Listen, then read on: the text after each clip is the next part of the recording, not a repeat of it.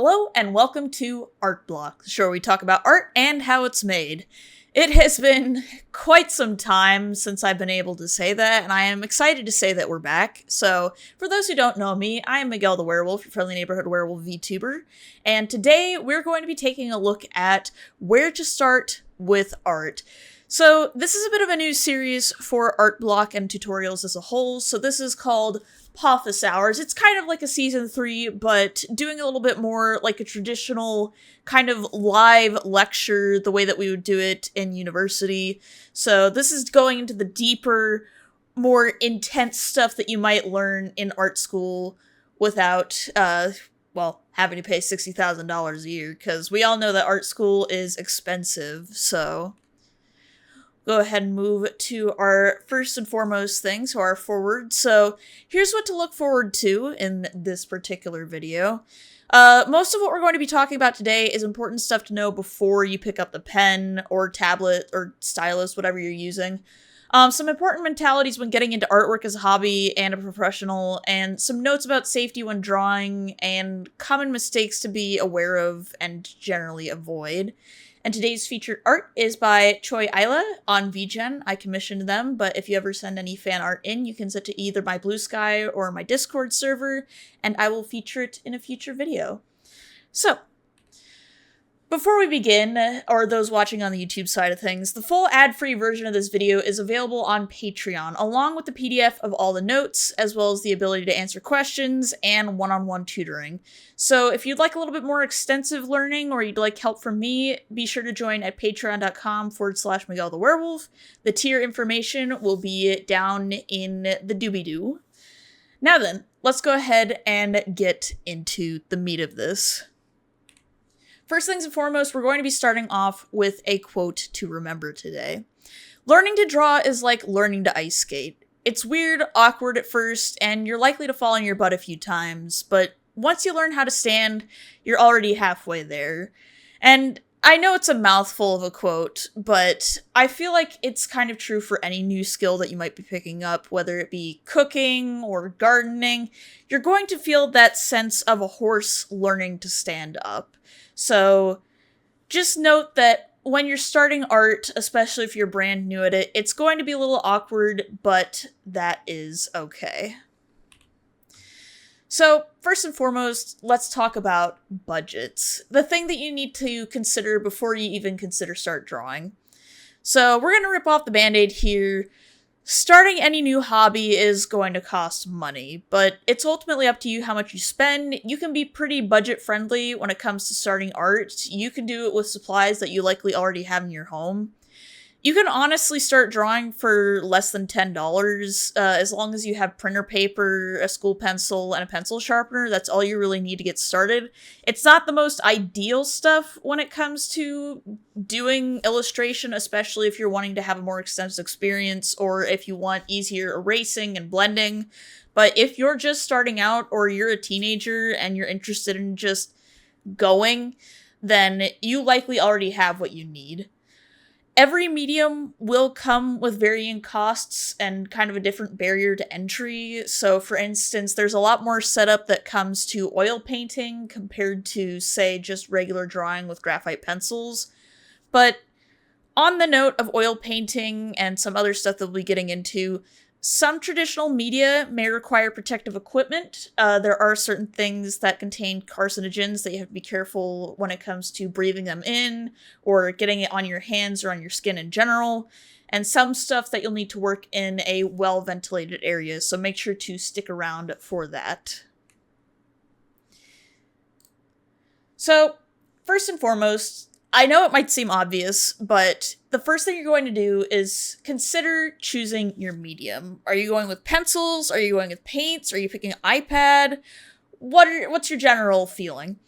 So, choosing your medium, which is what it's called, the different media, as we refer to it, is going to determine your upfront costs. Digital is a much more expensive upfront. It's gotten a lot cheaper over the years, so a USB tablet that might have cost $60 back in the day is more like $40, maybe $50, stuff like that. The large tablets I wouldn't recommend starting off with. If you're getting into digital, you're going to want to start small. It does not require as many refills as traditional art. You're not going to have to replace your pencils as often, but you will have to get like replacement parts. Eventually your tablet will wear out. And even when it just comes to tablet nibs, you're going to have to replace the pen nib, whether it's for a iPad, Apple Pencil, or for a proper like tablet pencil. You can mix certain media. Make sure to check what they're made of. So, for instance, if you're working with a water-based acrylic stuff, you cannot mix that with an oil base or anything like that. It will not go well. And obviously, you want to check what kind of paper you're going to be working with. But kind of on that note, different mediums also require different levels of skills. They're each going to have their own approaches and their own setbacks and benefits, so it's important to put your research into what you're going to be focusing on. On the topic of different mediums, different skills, know which skill tree to focus on. If you've ever played something like Skyrim or a roguelike where you have to focus your set amount of time or points or whatever currency you have into having one particular thing, it's kind of important to know what you're getting into. So, for instance, a painter is going to approach shading differently than a digital artist who's used to using stuff like layers and blending modes. Both digital and traditional art are going to cost money over time. It's not usually a one-time payment for either one, and unfortunately nowadays, a lot of art softwares have gone to subscription-based models. So if you can set aside a certain amount of time per month, like, I'll use an example. Don't use Adobe Photoshop for artwork if you can do it. Go for, like, either Clip Studio, or if you're on an iPad, go for Procreate. But, for example, when you're working on traditional media, like with a sketchbook or painting on canvas, you're not going to have layers, as an example. So, one thing of note, diversifying your skills will help you grow in different fields. So it's very important to keep that in mind. Make sure that you pick up multiple things, because the more that you work in one, the more another is going to become strengthened. Now, I know this is going to sound like a pot kettle situation, given that I am a digital artist, but as someone who went to art school, do not start digital. Starting digital can form some pretty bad habits that aren't good for you as an artist, especially as a budding artist. So the general cons, we'll start off with those, is that they make you, like, if you're using an iPad or any kind of digital software, it gets you to be very reliant on canvas flipping, rotating, zooming, and transformation tools, which just aren't available in traditional art. And these shortcuts tend to take away your essential skills, especially things like a lot of digital artists won't do thumbnailing or composition planning or measuring. And that ends up actually hurting your artwork in the long run, because it's things that you don't really think about, but it's what makes professional artists stand out from the amateurs. Another thing to note, and obviously line stabilizer is different in each program, but relying on a stabilizer for line control will actually reduce your line control skills. It's really important to practice on paper and get that proper hand control yourself, because not only will you find that you have to make less strokes when doing digitally, but you'll also be able to work a whole lot faster. And this is kind of the biggest con, unless you're working with a giant 24-inch tablet or you're working with a tablet on a stand. Digital art will cause you to draw with your wrist rather than your shoulder. Now, we'll get into that more as we go along, but for now, just keep that in the back of your mind. Put a little pin in it, and we'll get to it shortly. Take a little sippy. But this is where, from an academic perspective, we start traditional first. So whether you're working with charcoal or pencil or whatever, being able to do your work on paper and develop proper measuring skills and construction and everything like that is going to be essential. So obviously there's a few tricks that you can use to help with your art. One of the things that we did is that you would use a mirror or take a photo and flip the picture to see if there's any inconsistencies. Unfortunately, when it comes to traditional art, and this is part of the reason why you want to develop this skill,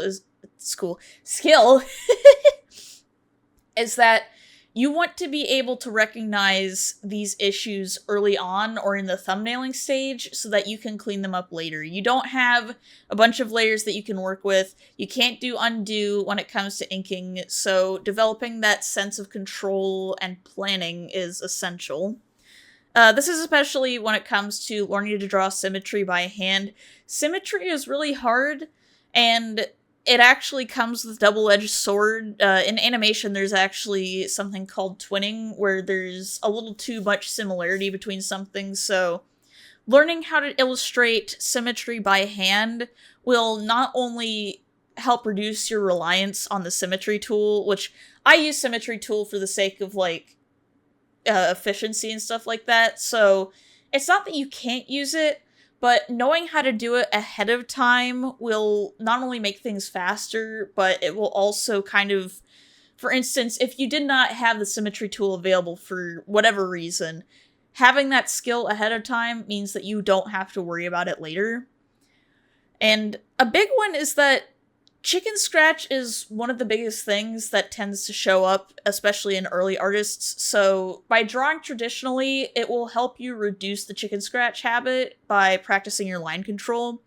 If you're able to control the smoothness and control of your line without any stabilizer or stuff that might make it easier, then you'll be able to do it much easier on the digital tablet if you decide to go digital. And the big thing to know, and this is kind of a running theme, is that once you can draw traditionally, then you can move digitally. Because understanding the basics on paper is ultimately going to be for the better when it comes to your digital skills. I know not everybody has the space for a bunch of sketchbooks or an easel or anything like that, but just having a little sketchbook, having a little folder with printer paper. Once you learn how to draw on that, then you can move over to digital, because you'll find that you have a much easier time transitioning over once you've developed that line control. Moving on, and this is related to line control, is drawing with your shoulder, aka how to prevent carpal tunnel. It won't prevent your arthritis, but at least it'll reduce it. So one of the things that we did when I studied at art school is that we didn't actually start drawing sitting down. We were in the habit of drawing standing up. You would stand up at an easel and have this big piece of, we use newsprint, that's usually a pretty good, cheap way of practicing. And you start by standing up and drawing with a form of charcoal and just doing circles. Just circles over and over and over again. And what this would do is this would teach you to not rest your wrist on the paper, but rather to let your shoulder and your upper arm muscles do most of the guiding. It's going to feel very strange. I will say that ahead of time, especially if you're used to resting your arm on the table. But by learning how to do this, not only will you break the chicken scratch habit, but it will also improve your line technique, which is really important when it comes to stuff like line weight, and it also reduces hand cramping. So if you find yourself cramping up because you're holding the pen too hard or you're pressing too hard, learning to draw standing up first will do a lot. It does feel a little weird at first, I will say, but if you have the room for it, I would highly recommend it. Now, we all know this bit. Professionals have standards. Why should you start with paper? So this is actually more of a look at the types of paper that I would recommend, at least on the student level. These can apply for professionals as well.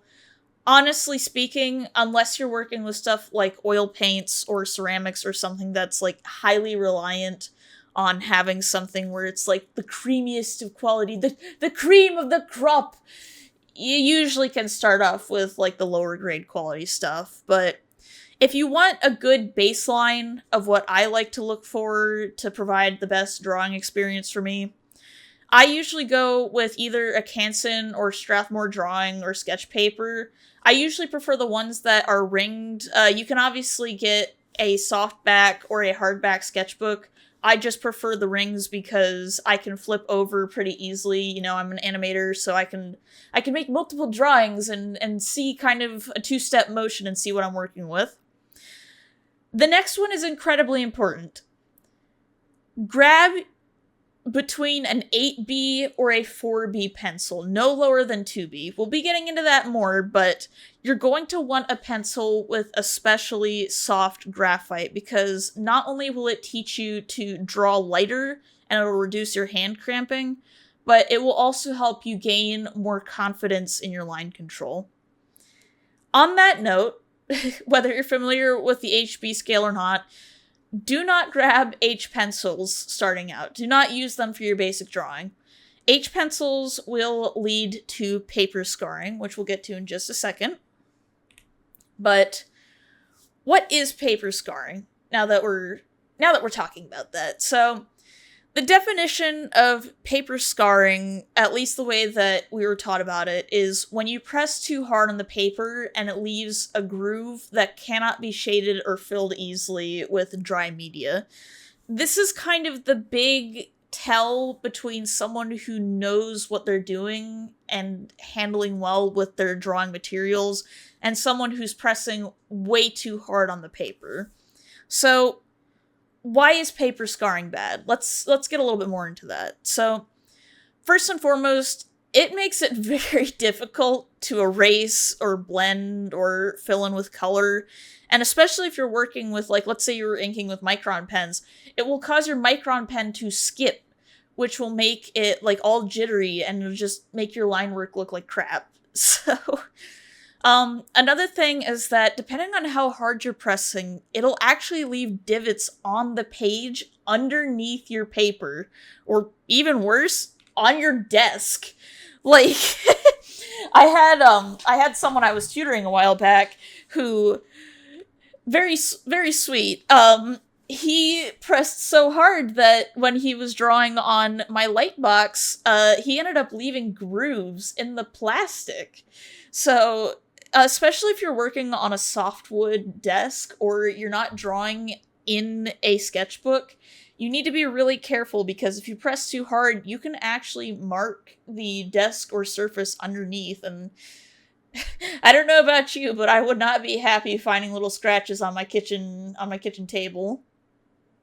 And obviously, we've kind of talked about how pressing too hard leads to hand cramping. A way that you can kind of help mitigate this is to loosen your grip on the pencil. The pencil should be doing most of the work for you here, as a general note. So if you feel like you have to press really, really hard just to get a dark line, either you're using the wrong kind of pencil, or it might be a cheap pencil that has a lot of binding agent in it.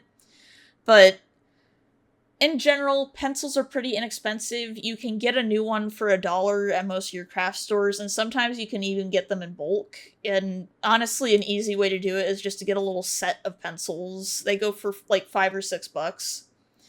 But the way that you can prevent paper scarring, and this is an essential skill to improve your illustration down the line, is to train yourself to draw lightly on the paper.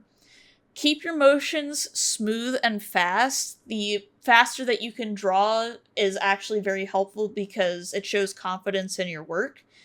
And it'll help you avoid chicken scratch. We're going to talk about that a lot. But if you've seen it, you've seen it. And just breathe.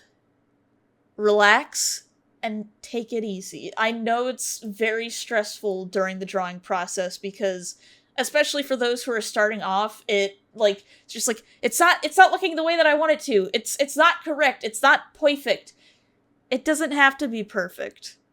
You're going to get better with every illustration you make, so just breathe. Even if it doesn't work out with this one, you can try again. And that's kind of a big thing to remember, is that skill is going to come with time and practice. You don't have to worry about, like, the next piece you're being your magnum opus. And honestly, the more focused you are on getting something perfect, the slower you're going to improve. It's kind of better to do 1,000 bad drawings or 1,000 mediocre drawings and slowly see the progression over time than to do one quote-unquote perfect drawing while your peers are leaving you in the dust. So Let's do a quick pop quiz. And you can either write this, if you're on Patreon, you can leave this in the replies, or you can make a mental note of it, or if you're watching on YouTube, leave it in a comment. So, pop quiz. Which pencil will make a darker line? A 2B pencil or a 4H pencil? Let's talk about the HB scale. So, B pencils are darker, so they're made of a softer type of graphite, so there's less glue that's keeping the graphite together. So, these are very good for initial sketches and shadows. They're great for practicing line control and line work, especially if you're working in graphite. And these are actually what are used by professional animators. I've been animating for long enough to where I've actually gone up. I have a 10B pencil that I received from one of my animation professors. It's a Mitsubishi one that's used by if I recall correctly, this is actually James Baxter's preferred pencil brand. But it's really important to have these along the way. You're going to go through a lot of them, so don't get too attached to them. You can pick whatever your brand you want. The blue brand, as you can see here, I don't remember if this is Strathmore or not, but finding a good brand of pencils will go a long way, and you'll do a lot of shaving, but don't be afraid to go through a lot of pencils. But B pencils, usually anything above a 4B is my best friend. 8 and 6 are pretty safe range. And H pencils, by contrast, are lighter. They're much harder than the soft B pencils. So imagine B pencils are like sidewalk chalk, while H pencils are like drawing with a really hard rock. So H pencils are usually used for later stage rendering when you're drawing with graphite. So it's not for the sketching stage. It's specifically for the stage where you're adding the final touches in your shadows and you're shading in the very lightest parts. So these are used for blending the darker values that you get from the B pencils with lighter ones. And generally speaking, like, I have 2H and 4H pencils. They don't get a lot of use just because I don't illustrate with graphite as much anymore. But the reason why they're so much lighter is because they have comparably less pigment and more glue, so to speak. So the binder that keeps the graphite together, because it's actually more of like a graphite powder that's stuck together and put into these little rolls, these tubes of graphite. And they're put into the pencils. And the reason why it's harder is that if there's less pigment, then it won't spread as easily, which allows for lighter stuff. So, what about the numbers? Anyone who's gone to a high school art class will generally know about these, but for those who either haven't had the opportunity or never had it explained to them, so the numbers on the pencils kind of work like the pH scale. You have HB, which is the very middle, and then the B scale, which is darker, and the H scale, which is lighter when it comes to the paper. So, the B scale, if we're starting at HB, it goes 2B, 4B, 6B, 8B, and obviously there might be, you can see there's a 7B and stuff like that. You can find middle integers, but the higher the number on the B scale, the darker it is. Meanwhile, in contrast with the H scale, so you have 2H, 4H, 6H, etc. The higher the H scale, the lighter your strokes are going to be with it. So you can easily get stuff like there's H pencils, there's B pencils. Unless you're doing rendering with pencils in general, you probably won't need the H scale very much. Let's talk about chicken scratch. So this is kind of the barrier between a beginner, an amateur, and a pro. So, chicken scratch is when you make a bunch of tiny little ticks to try and make a smooth line. We've all seen it. It's that very scratchy kind of rough line work that you'll see in people who are just learning how to draw. And the reason for this is that it indicates pretty low confidence in one's stroke control. And essentially what this is that, instead of going over the same long line like a professional will, you keep trying to do these itty-bitty little things.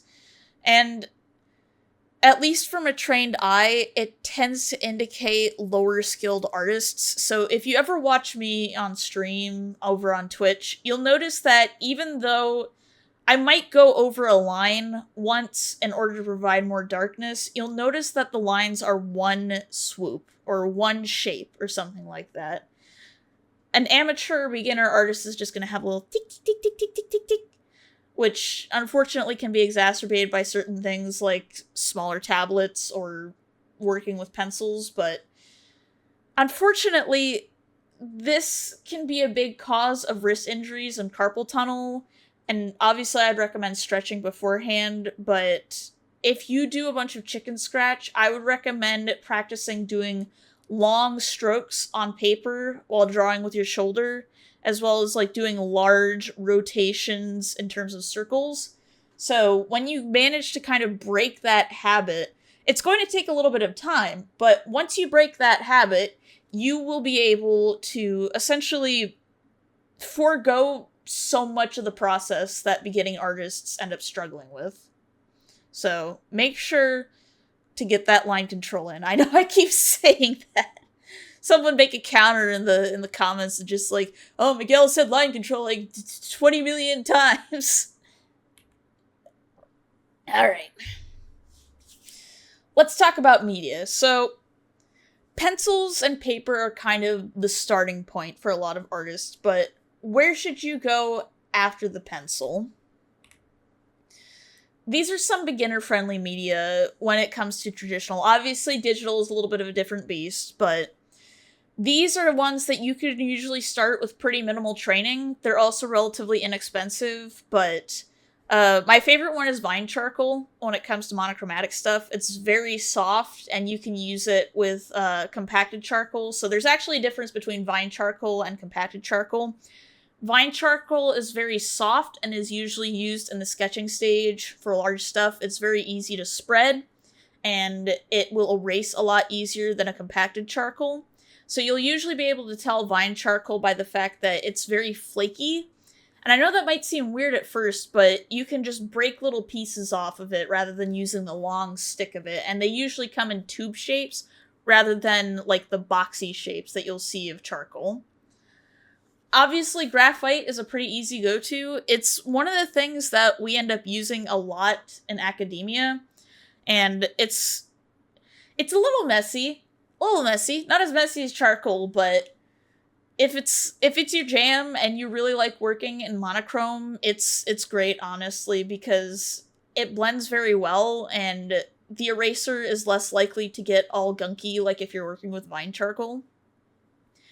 Oil and chalk pastel are pretty fun. They don't have quite as much, so oil pastel, depending on what you're working with, does not have quite as much detail control, depending on the size of what you're working with. If you're doing pastel, you're going to have to work with a very big canvas by comparison to the more intricate details of working with graphite. So for instance, let's say you're working with you're doing a big oil pastel piece that's a life drawing thing, and you're wanting to render all these details on like a flower pot or something like that, or a bouquet or something. So you're gonna have to work with like a 36 by 48 piece compared to like a 12 by 19 piece that someone with graphite or Vine Charcoal would have to work with. Chalk pastel is also very good. There's actually a type of, I call it a subtype of chalk pastel. It's technically its own thing, but it's called sanguine or sanguine red. It is a very good color for either doing monochrome work or underpainting.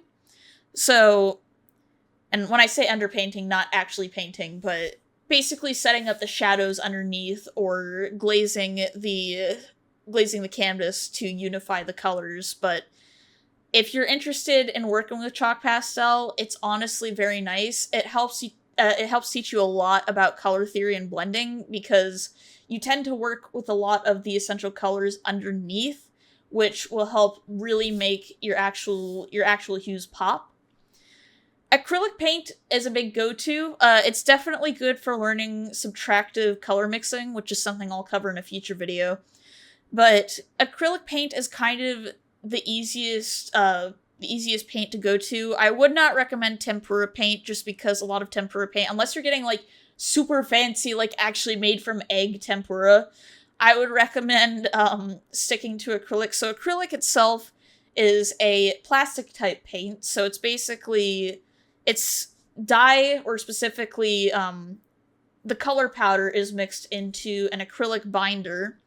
Acrylic, as a note, so it can be cleaned off with water, but once it dries, it cannot be reactivated with water. So once you put something out in acrylic and it dries, you can't change it. So you'll either have to paint over it or you'll have to peel it off. So just as a note on that. And obviously, a big go-to is colored pencils. Colored pencils are kind of a wizardry all on their own. There's a big difference between what I'll call, like, pro-grade color pencil work and more amateur pencil work. I've still yet to figure out the secret of really good colored pencil artwork, but if you enjoy colored pencils, they work very well with watercolors. I find that they're an especially good kind of, like, detail-adding finishing touch whenever you're working with watercolor. Moving into some intermediate mediums, so you might need a tutorial or to do a little bit of reading ahead before you use these, just because otherwise you'll find yourself getting a little frustrated. Watercolor is one of the most common intermediate mediums that I've personally worked with.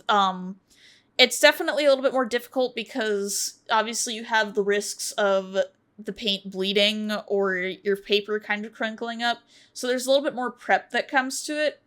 And watercolor is working pure light to dark, so there's not really any overpainting you can do. You just have to start, you have your lightest color, and then you're going down from there. Gouache is kind of like a 50-50 between watercolor and acrylic paint. Unlike acrylic paint, gouache is what we call reactivated by water, so if you were working with a gouache painting and you wanted to either blend something or you wanted to kind of muddy it, you could take a brush and dip it in water and put it onto the painting, and the pigment would reactivate, which, as a general note for that, if you're planning on displaying gouache or any kind of gouache mixed media, make sure you put it either in a frame or you put a sealant on it so that water or humidity doesn't accidentally cause it to run. Acrylic markers, those have become a pretty big trend. The only thing that I would say as a caveat to them is that they do come in limited hues, at least in relativity to what you can do with watercolor or colored pencils, for example. So I find that they're very good for very strong, opaque artwork, especially done traditionally. They're also very easy to get into. I would say they're probably one of the easiest out of this group. Just as a note, you want to be careful when working with them because get like a brush tip one rather than the chisel tip if you can, just because brush tip will help you with a little bit more control. On the topic of brush tip, alcohol markers. Everybody knows Copic. A lot of people have kind of been moving away from Copic markers, or Copic, whatever you want to call them, just because there have been cheaper alternatives. You do not need to get on-brand materials for any of these, just to be clear. I know that there's a lot of big brands, and they are reliable for a reason, but when it comes to alcohol markers, there's plenty of secondary brands that aren't ridiculously expensive, so if you're just starting out with them, get those. They're a little bit more of a mixed bag compared to Copic, because at least Copic has, like, refills, but, like, I'm not gonna make you pay $8 for a single marker, like, goddamn. Another one that's a little bit less talked about, and you can kind of see an example here behind me, is India ink, or ink brush paintings. So India ink is actually something that we did a lot as a study in university, and it's a little bit of a difficult one to work with, so it's usually either water or oil-based, depending on which one you pick up. And it works best in the sense of working monochrome, as you can see here. But I find that India ink artists are kind of rare. They're a bit of a unicorn, so if you can find a way to do India ink, I implore you to show me, because I love it. I think it's very pretty. And I'm putting oil paint on this section with a caveat. Let me take a little sip. Drink water. This is your reminder to drink water. Drink water with me. I put oil paint here as a caveat because oil paint is kind of a high bar for entry, and it has a lot of things that go into it. It's one of the more it's used by Bob Ross as an example, and it's one of those things where it's got a pretty high cleanup rate. There's also a lot of stuff that'll be getting into it, but it's not as difficult as it seems, but it does have a lot more prep that you have to go into working with it, such as like prepping your canvas and putting primer and everything like that, and getting the proper brush cleaner and everything, which, speaking of, let's talk about dangerous mediums. So obviously these aren't the only ones. There are plenty more, and if you have any that you want to comment on, make sure to let me know so that people can see it.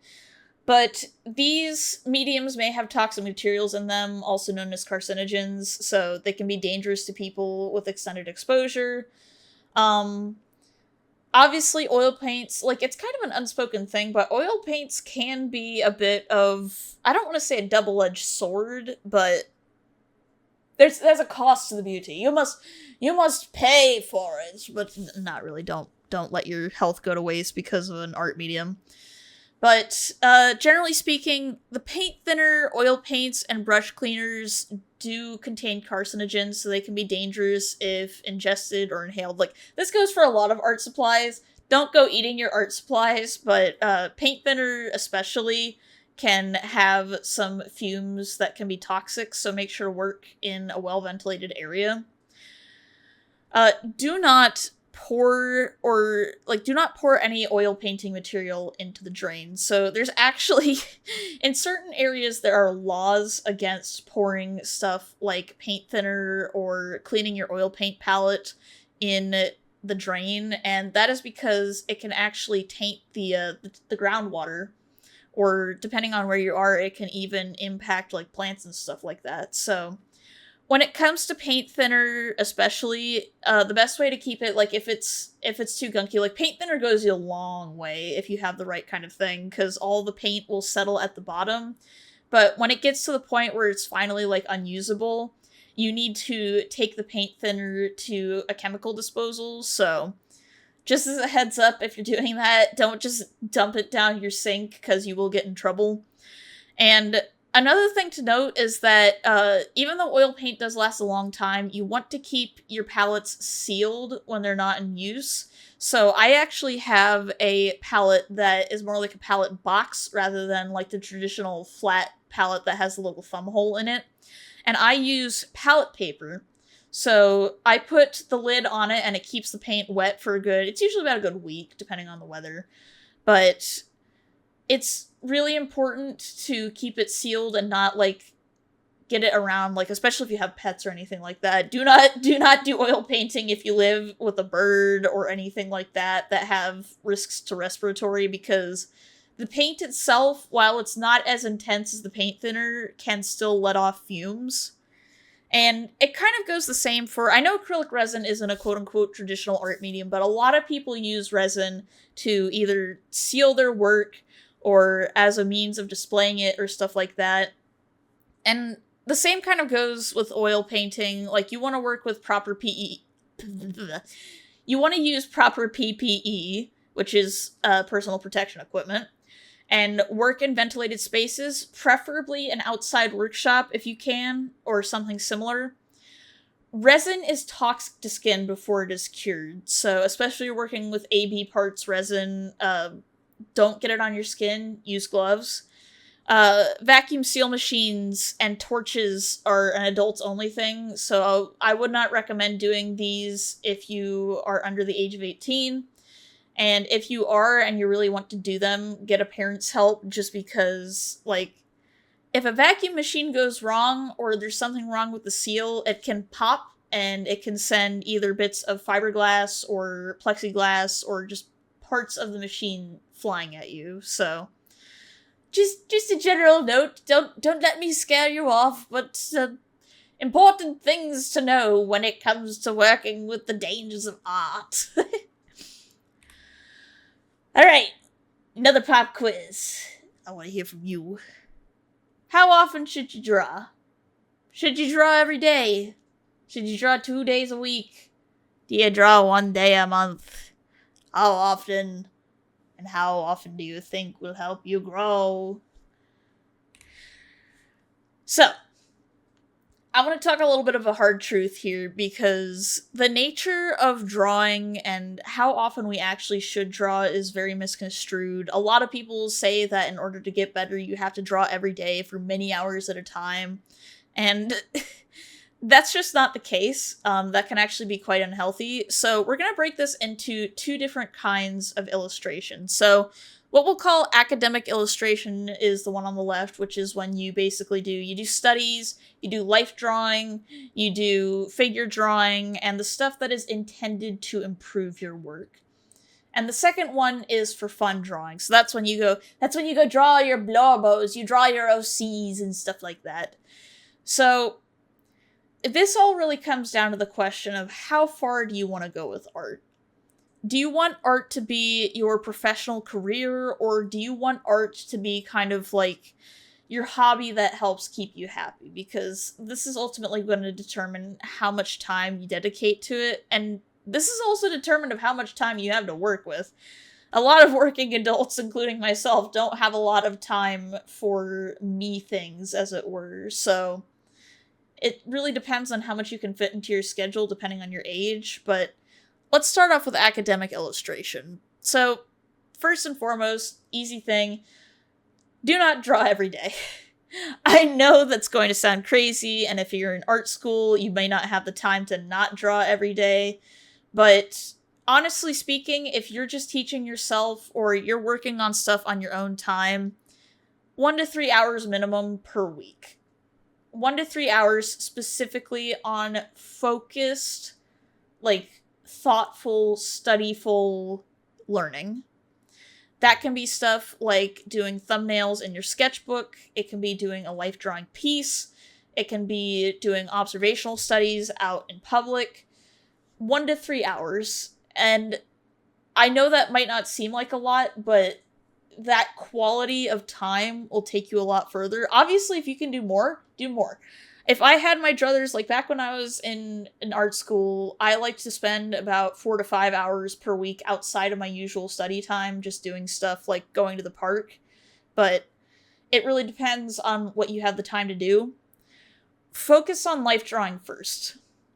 Start off with the really simple stuff, and I gotta do another sip. I've been talking for 40 minutes.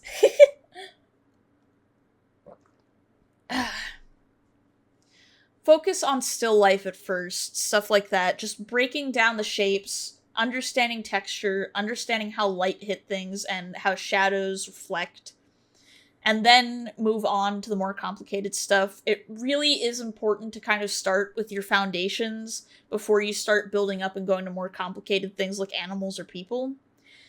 And something that the high stream hoots.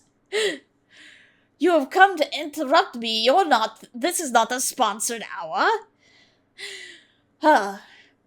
This is the joy of recording in OBS when it comes to making little lessons. But let's talk about burnout for just a second. So, one of the things that I found is that a lot of budding artists will force themselves, they'll spend all of their free time doing academic illustration.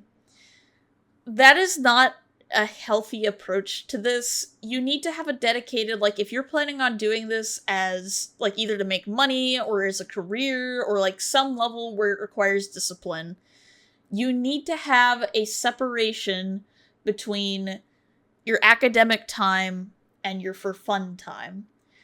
If you feel like you're forcing yourself to draw, and I'm not talking about I can't get myself to draw 1 hour a week, because you will build up the endurance for that. But if you've been drawing for 12 hours a week or something like that, and your back hurts and your brain hurts and you feel like doing anything else but drawing, don't force it. Obligation is kind of a big killer of motivation and will make it more difficult for you to get stuff done. So I would highly recommend focus on quality over quantity when it comes to your study time. It will go a lot further than someone who just forces themselves to draw over and over and over again every day. But academic illustration and for fun illustration are two very different things. So when it comes to drawing for fun, do it as often as you like. Having stuff for yourself and just drawing for the sake of your own well-being and mental health is surprisingly healing for a lot of people. And you don't have to make every piece be something that brings you to the next level. I know I struggle with that, and I hold myself to an incredibly high standard, but the thing is that not every piece has to be a masterpiece. And I know this might seem like a lot, and I'm sure some commissioners or clients might be disappointed to hear this from me, but you should have at least one for fun quote-unquote piece for every 2 to 3 commission pieces. Now, obviously, if you don't have time for that, or you have to do your self-care elsewhere, do that. But one of the biggest, like, suckers of joy, like, the thing that sucks all the joy out of your system is just doing work. You have to have personal projects to continue enjoying artwork. Otherwise, you're just gonna be miserable, man. I say this as someone who's kind of in the middle of burnout right now. It's just, you need to have things for you. Draw your little blorbos and self-ships. Draw your favorite characters. Draw furry characters smooching if you must. And a thing with for fun stuff is that since you're not really under any pressure, you're able to experiment, which will actually, like, weirdly enough, the stuff that I do for myself helps me go so much further than the stuff that I do for work-related illustrations. So I'm not saying I'm past learning, but I did a lot of my foundational learning already, which means I'm kind of in the work stage, so replace work, I'm so good at talking. This is the joys that people get when they watch me on Twitch, is they get to see me jumble my words into word salad, but well, let's replace academic illustration with work illustration. Like, since I'm being commissioned for a specific thing, I can't go too far out of the norm with my work illustrations versus the stuff that I do for personal stuff. So whenever I do something that's like a YouTube thumbnail or a concept art for like one of my games or something like that, I don't have to worry about reaching a certain bar or a certain quote-unquote quality, so I don't have to worry about, like, because people often commission me for clean line work as an example. I don't have to worry about sticking to the same old formula every time. So that's the beauty of personal artwork, honestly. Just have fun with it. Throw paint at the wall. Do finger painting. Make fun things. And this kind of brings us down to an important question, or rather a query that not a lot of people think about, which is, what if you don't like art? And the thing is that it really depends. If you've been drawing for a while and you're feeling the burnout of it, take a break. It's unlikely, like, some people will absolutely hate art if they overdo it, but if it's for you, then it's something that you'll find yourself kind of walking back to anyway. Like, I don't mean this in a, I have to draw or else I'm not gonna make my money. I'm talking about after all that pressure is taken away and you don't have anything to worry about, do you feel yourself coming back to art? You know what I mean? And the thing is that a big struggle for a lot of people, I'll use myself as an example, back when I started university, because we were learning 3D animation, it was difficult. It felt like I was it felt like I was driving backwards with the pedals reversed and the steering wheels on the ceiling and nothing felt right. And the thing is that sometimes a medium is just kind of frustrating or isn't the right click for you, and if after a little while it's just like, and you kind of push through and it's just like, I understand this and this still isn't for me, that's also okay. Like, that's a good principle to take with art in general. Like, if you feel like you're forcing yourself and it's just like, I have to do this, not because I'm enjoying it, but because my pride, I have to do this, meh. Like, take a step back and ask yourself what you want. And the thing is that you'll never know what's gonna click until you try it. Like, I never thought I would have taken so much to oil painting. I wish I could do it more. But like oil painting and sculpting and stuff like that, it's very nice to try those things out, even if it's not what I get paid for. And I think a thing that a lot of, especially up and upcoming artists, don't quite click on is that you can't force art. Just like you can't rush art. Like, you need to have discipline if you want to improve on a schedule, or if you have a deadline, or if you're doing like academic work. But if you force yourself to draw, if you're burnt out especially, you're just gonna kind of hate it, and that can lead to art block, and not the show, but like actual creative block. And it's just that, as you can see here, your hands aren't gonna do what you want to do. Your hands and your brain are just like, I'm going out to break. I'm so tired of doing this, man. I'm not gonna do it. So when you reach that point, just put down the pencil, go pick up the Switch, go play a video game. Just have a little bit of fun. Life ain't all about the work.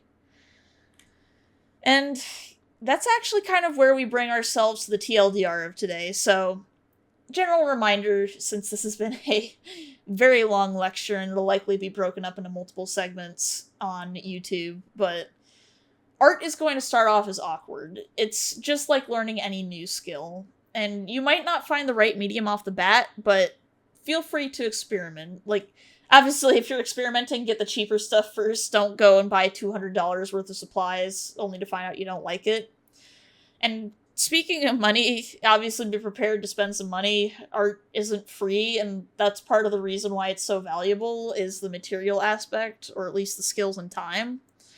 And another thing to know is, obviously, don't let yourself fall into bad habits or shortcuts. I know it can be really easy to let yourself just like, oh, I'll just do it this one time. Oh, I'll just do it this one time. Oh, I'll just do this. You have to learn the right way first. You can't start building a pyramid by doing the very tippy top and then building the bottom. Your pyramid's just going to fall over. And I think the most important thing that any artist has to learn is to have fun.